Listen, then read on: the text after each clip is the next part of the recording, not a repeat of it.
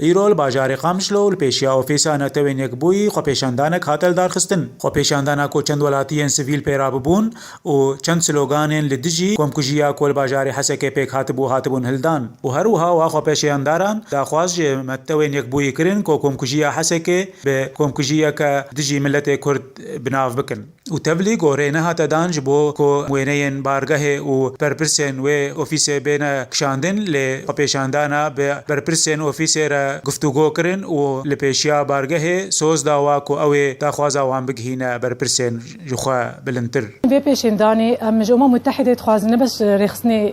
منظمات سيفيل الفر انه او تفجير الحسكة الجيبو نطا ونادرزي كيسي خويني فالا تنبو جبرت تشتولو يعني ام تخوازن الأمم المتحدة القامشلو هي بس يعني هو مجرد انه نافي تشتكيش كثير ناكي مكتب الأمم المتحدة آفر دركت وهات مرشتغلي وجمرقت وتشي عراتي ودانينة أمي بيجي نجي إخوة مستر وإن شاء الله أمي تشتن طلباتي وباش أمي بجيبينا دركتن بيشندانك السفيل بيشياري خستنك السفيل جبر بويرا جوجل حسيتها تشيبو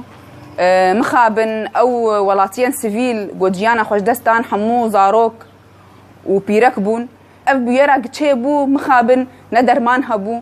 نطا هبو حتى كيسي فالا خوينه تنبو دركتن جبو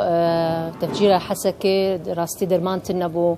زحمت بو حمتش هاتن بشيا أمم المتحدة داخوزيامة درمانكي بدماغ حلكي جمر بينج